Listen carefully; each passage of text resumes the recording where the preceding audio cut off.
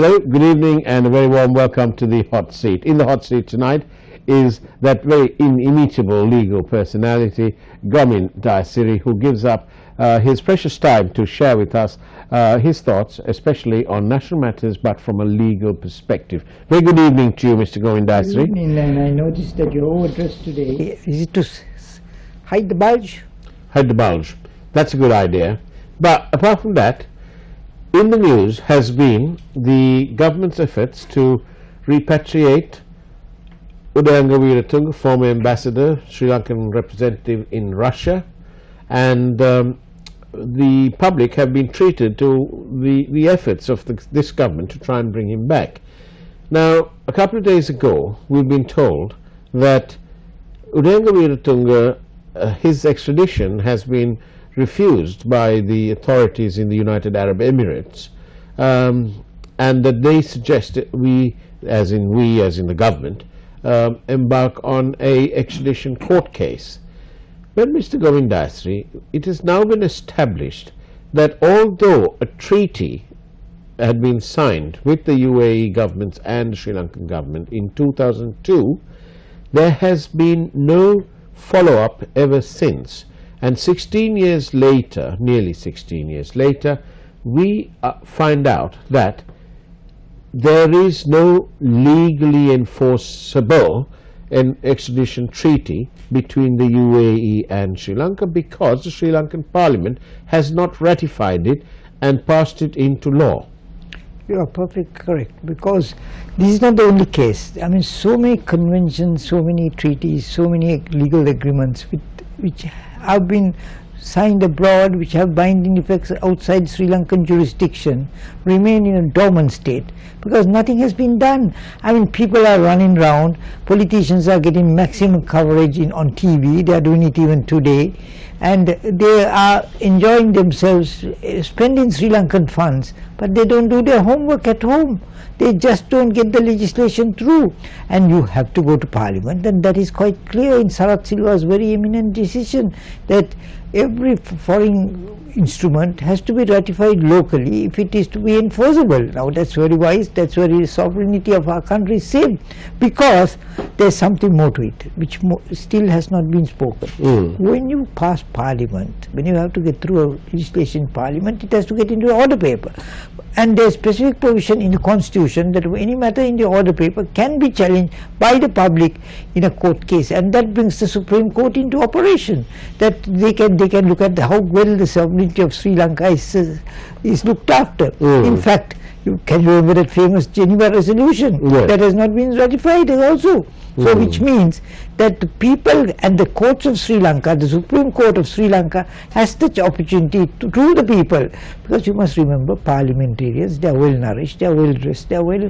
fed, but they look after the interest of the executive. But the people, they are the hungry lot, they are the people who really suffer, so they will take it to court. That's what happens when legislation is brought, and then the people can get it passed legitimately, lawfully, ensuring that our constitution, our national security, national economy is duly safeguarded.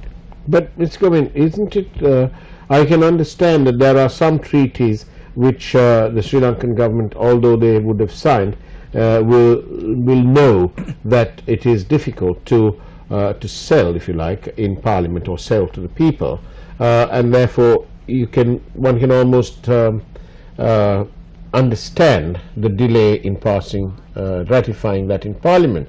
But however, in these matters where one is talking about the national purse, if you like, it's all about fraud and so on, isn't it possible, and isn't it completely unacceptable that although signed in 2002, no further action has been taken?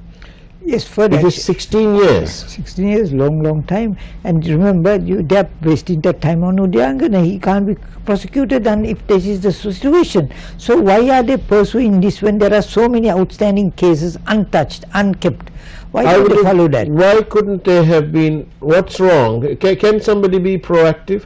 The Ages Department, for example, they could have said, listen, by the way, we're going to all these fancy places, we are gathering our evidence and so on.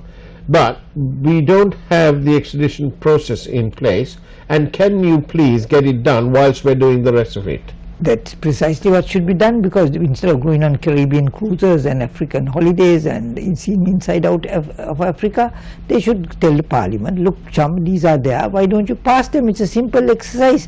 They don't do it, they have never done it, because public servants also have a wonderful time gallivanting, living in 5-star luxury and having a whale of a time at public expense. It's the public who get cheated at the end of it, and that is why the public have lost confidence in politicians. Public servants are also in that same category now, because they are considered to be cahoots of the politicians, and they would rather like to go around the world seeing places rather than getting their homework done. It's a very simple operation. Put these things in order paper, put it fast, and you can get every extradition table, of course there will be certain agreements that are harmful to Sri Lanka, but that is because the politicians have gone and signed it, like the Geneva Resolution. But here in Sri Lanka, that is why he said, even if the politicians want to get into that, whether it's executive or legislature, it is possible for the people to go to court, because within 7 days of a matter on the order paper, as a part of a law that is to be passed, they can go to court and check it out, and that would mean a lot of these harmful provisions that we spend hours talking about can be made thoroughly innocuous, because court can break it down. Can we stop the talk and instead do the walk, and can we as the public, can we take action against the government for not having these things passed, for misleading us by saying in 2002 we're going to have this, and 16 years later it says no, it's not done? Now look, for us, when you say 2002, it means 3 administrations: the Chandrika Kumartunga administration, the Mahinda Rajapaksa administration, and the Ranil Wickremesinghe Sirisena administration. That's right. That means who is to be blamed? I think the finger must be pointed at the relevant foreign ministers, Bogalagama, GL Piris, and also the present foreign minister, Marapana. What have they been doing? They talk a hell of a lot, but they don't do the work.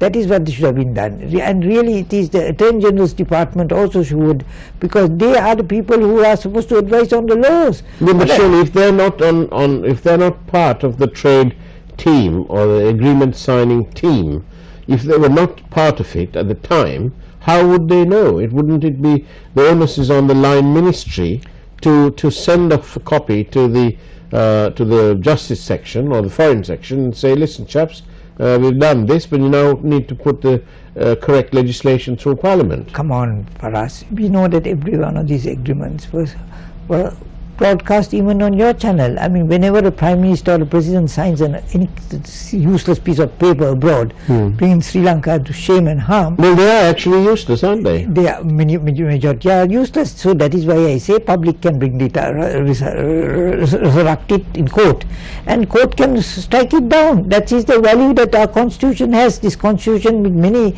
features that need rectification, have external provisions giving the people the right to contest. Now that is why I say that this must be passed by Parliament, and no politician, no bureaucrat can say we did not know, because prime time TV shows it live, and they are very interested in getting all those little lovely girls behind their seat standing up while they sign a silly document that doesn't see the color of day after that.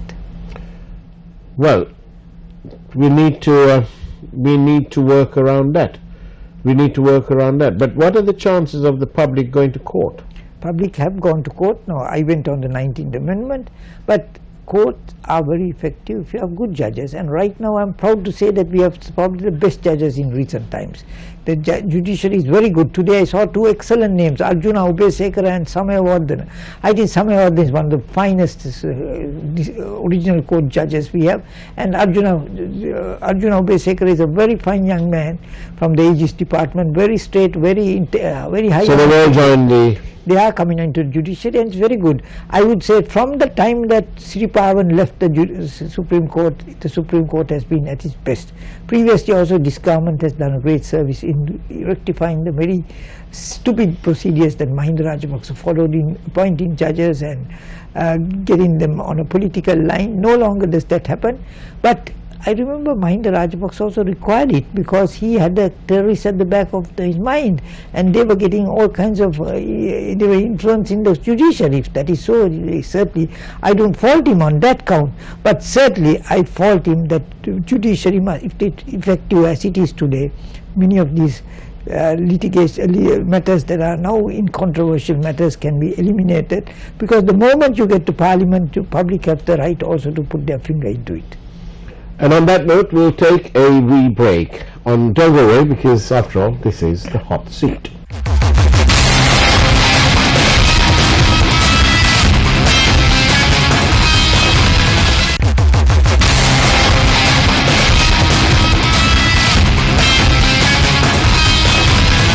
Welcome back to the hot seat, and in the hot seat is Mr. Govindasri, legal expert with years of experience. Now then, Mr. Dasri, let's take your mind back to a few days ago to the beautiful beaches of Mirissa, where we were told that some foreign tourists were not treated properly by the local staff in these restaurants and so on, and there's an inquiry going on there, various arrests being made, and all jolly good. But now we are treated with the news that the tourist board and so on are trying to have these places shut down. Well, Mr. Darcy, I put it to you that these spots, if you like, these restaurants and so on, were the result of local entrepreneurship, and the whole area has blossomed without not too much of help from the authorities. And entrepreneurship has a way of evolving, and these things have mushroomed up, and it's now a robust business. Now, instead of wielding the big stick and saying, oh, listen, you're going to shut this all down, why can't officialdom recognize these people's efforts and then say to them, let's work together so that we can regularize, formalize the whole arrangement, provide training for these people, and license the whole thing? Which to you sounds like a better option? I think there are many aspects to look into it. One is, I think we had an experience of poor tourists getting raped, ladies getting raped, and no action being taken because there were political animals hovering around. But now we have a situation where the politicians have got directly involved, because no other politician is involved in it, unless of course there are such in the who are young entrepreneurs. But leaving that aside, I think one has to consider that there are certain areas that have blossomed out, who are doing tremendously well, who are making a lot of money, and which have become colonized by tourists. One is Ella, one is Mirissa, one is Veligama, down the south coast, like Kikkaduwa had been for many years, so that these areas have come out, and people have had opportunities. Some have even gone abroad, got specialized training, so much they have benefited tremendously for us, so that one should not think of closing down just because one or two tourists have been attacked. I think that is blowing it out of proportion. But we must condemn those condemned, and also follow up, and that's very good that it has been followed up. But following up one must not go to extremes. One must be moderate. One must think of national interest. One must think of the national economy. Here is a new set of elites. I mean, they are not five-star hoteliers. They are people who have come from the ground level, and they are doing well, and they are proud of it. They are contributing to the national economy. They are contributing to national causes. Some of the hotels don't. They have arrangements where large sums are picked up abroad.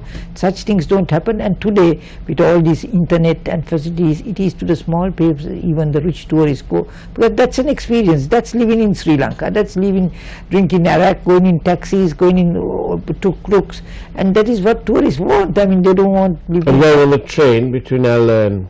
Undoubtedly. I mean, last time I came, half the train was crowded with foreigners, and many of them get in at places like Ella, Partipola, Ohia. Now, but it also means that the big cities like Morelia are not so crowded, because people enjoy because now it's green green tourism, it's ecotourism, that's on card.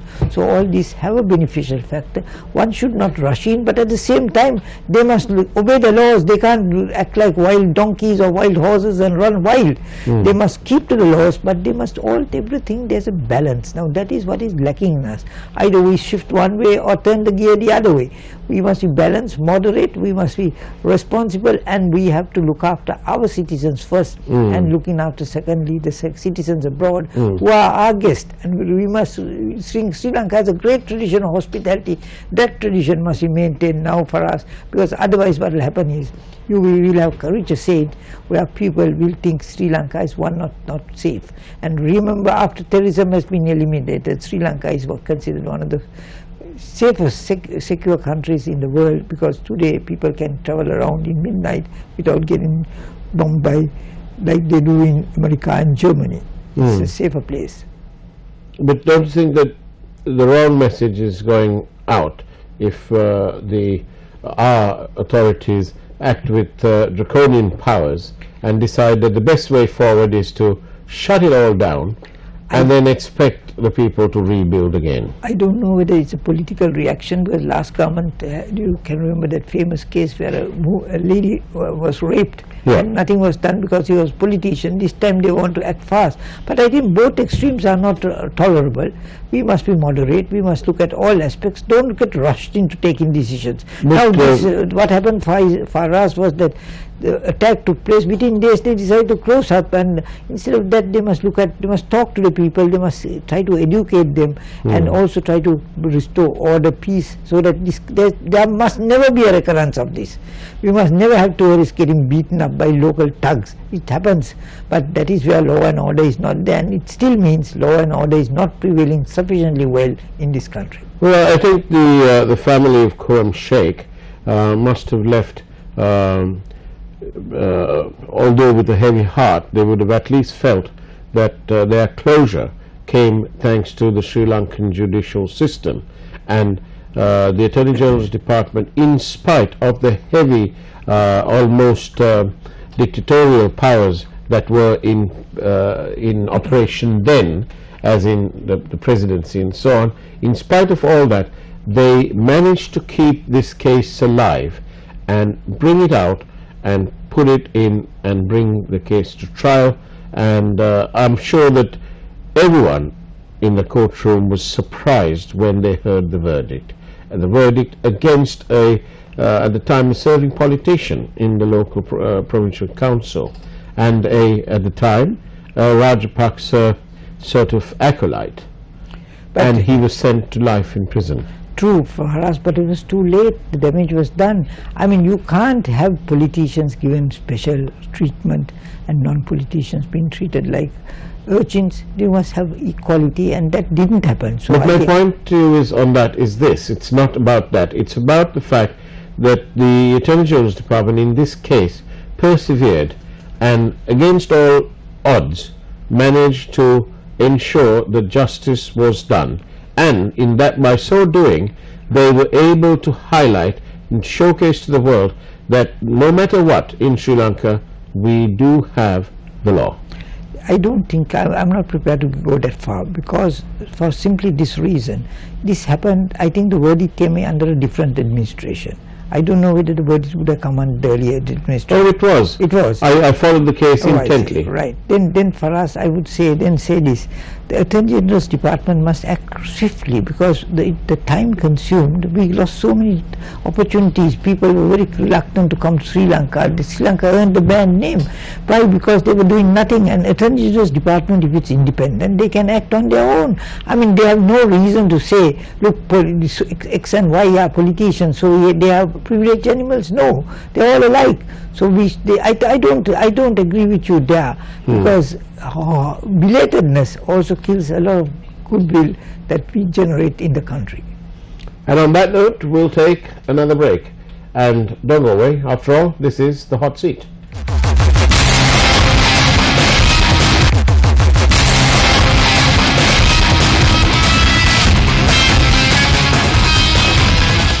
Welcome back to the Hot Seat, where in our last segment with Mr. Gomin Dastri, Now then, Mr. Govind, we're talking about matters that are current, and one such matter, of course, as I'm sure you have not failed to notice, is all this business about the UNP leadership. Why has the UNP leadership matter become one of national importance? I think it is because the UNP is handling in such a way, they are giving importance to it, and it comes to the forefront. Now, for example, let us take your studio. There's allegations that you are anti-Ranil, but I would say that remember it was your station that gave most publicity to the UNP when they were out of power. I think at time others were scared. I mean, you lost advertisement, you lost space, you lost position, you were burned down, you were attacked, but you stood to it. And that is something I admire in your studio. There's no people have forgotten. But no, people forget things very rapidly. It doesn't matter what the people think, but the people who know respect you for that. And now you're attacking Ranil because he's doing the most stupid things. I mean, I think you are the person who are responsible for the bond scam. And you ferreted much out of the material when I told you that you're playing the card too often. Now for us, now that is what you did was of great national value. Now you have been able to ferret out, you've been able to get all the information, place bulk of the material before the commission, not you, but what you kept on pressing. Yes, so this is a consequence of reporting. But you know, we owe it to the original journalist who wrote it in the Sunday Times and so on. But no, that's easy to see that was a national event because it was the national purse. But this is the leadership of a party. But why is this party more important than any other? It's an important party because it's the first party to come into existence. It's the party, it's I think the mother of all parties, because except for the LSSP and the JV, which came in very much later, if you look at the SLFP, it broke up, it's a divided UNP that brought out the SLFP. So, and really remember for us, there's a very interesting thing. In Sri Lanka, there are villages which are totally UNP, totally SLFP in the old days, but no longer. Now people are drifting, they are moving from party to party. There's a lot of moderates, there are people who float around, they are not totally, then there's a reason. It is because the old Senanayaka, Vijayawardena, Jayawardena combination were respected by people. That doesn't affect Ranil Wickremesinghe or his henchmen like Malik Samarawickrama. They are not respected to that extent. That is one reason that they are not held, and one reason is that they are not keeping to the national aspirations. I mean, remember this country, there are a lot of youth, and I find the youth today are quite different to when we were youth. And if you my understanding of the youth is they are very Sinhala Buddhist oriented, so that you must focus, and that is, I think Sirasa does it very well. I mean, they give enough coverage, and remember, many people ask, why do you appear on Sirasa? Because they felt that during the time of the terrorists, Sirasa didn't do much service to the cause, but I think Sirasa learned lessons, and today it's one of the most respectable television stations, and that is why I take part in it, because nobody has tried to put a lock on my mouth or shut my lips. I'm free to talk, and I like the kind of thing that you did for us yourself, and those are things that I must appreciate, and we must appreciate, not I must, people must know. Because today Ranil Wickremesinghe and them have suddenly become very hostile to certain sections of the press that criticize them. Is the real answer that the United National Party is not the personal fiefdom of any one person? It's a party that has, like you pointed out, it's an old established party, one of the best, one of the largest in the country, certainly, and it has done so much of good work for our nation, and therefore it has become, whether the party likes it or not, it has become of national importance, especially when we have that the Prime Minister currently is from that same party and plays a key and dynamic role in the development of this nation. But at the same time, they are very elitist. I mean, is the UNP still in the hands of the old UNP? I mean, remember there were people who were involved in the soil, they were agriculturalists, they were planters, they were people who knew what was happening in the country. Today I think there are more Colombians. There are people who know what is happening in Colombo, know very little outside. Otherwise they would not suffer defeats like this, because they would know what the thinking of the people is. Well, that's probably why they need a change of leadership, so that somebody somewhere will listen to what the grassroots and the rural economies are saying. I think the leadership question is very important for most parties. Not only the UNP, but even the SLP needs a leadership change, because it can't go on with the Rajapaksas forever. And Rajapaksas, remember, were knocked down just 3 years ago, and today they are rising. Why? Because of the lack of alternatives.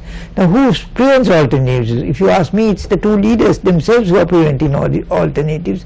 They want to keep each other, and then Mahinda Rajapaksa knows that as long as Ranil Wickremesinghe is in the seat of the UNP, he has a better chance of coming into power, because people realize that UNP has become an elitist party, which I think is the main problem, and that it doesn't look after national interest. Like, for example, the Geneva resolution is very unpopular. I don't know why Mangala Samarahiru went and got it through.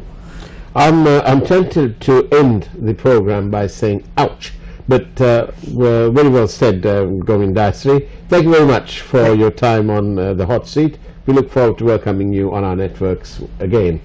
And that's about it from the hot seat this week. We'll see you back again, same time, same place in a fortnight. Take care and God bless.